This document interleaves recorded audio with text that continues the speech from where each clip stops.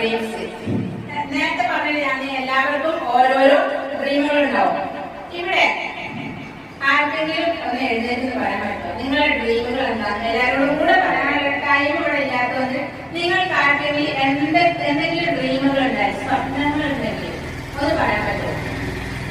ആരെങ്കിലും നിങ്ങൾക്ക് എന്താവണം, നമ്മുടെ ഒരു ഗോള് സെറ്റ് ചെയ്ത് വെച്ചിട്ടുണ്ട്, അതെന്താണ്, എങ്ങനെയാണെന്നൊക്കെ ഒന്ന് പറയാൻ പറ്റാമെങ്കിലും? അതൊരു രഹസ്യമായിരിക്കും, പറയാൻ മടി ഉണ്ടാവും മറ്റുള്ളവര്. നല്ല ക്ലാസ് കൂടെ നല്ല പേരന്റ് ആവണം, അത് നല്ലൊരു ലക്ഷ്യമാണ് അല്ലേ? നല്ല ലക്ഷ്യമാണ്.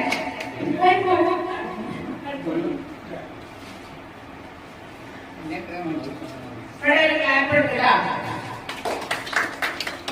അപ്പൊ നമ്മുടെ APJ അബ്ദുൽ കലാം സാർ പറഞ്ഞിട്ടുണ്ട്, എന്താണ് നമ്മള് ഉറങ്ങുമ്പോ കാണുന്ന നല്ല സ്വപ്നങ്ങൾ പറഞ്ഞിട്ടുണ്ട് അല്ലേ?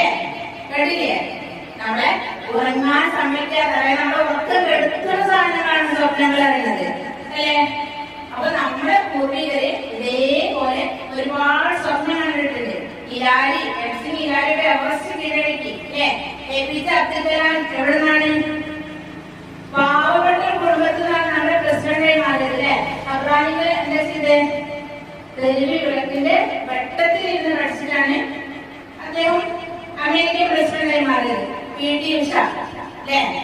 ആ വഴിയോടി മഴത്തിലൂടെ കടലോരത്ത് നടന്ന് പരിശീലിച്ചിട്ടാണ് എന്താണ് നമ്മുടെ ഭാരതത്തിൽ തിളക്കമായി മാറിയത് PT ഉഷ അല്ലേ?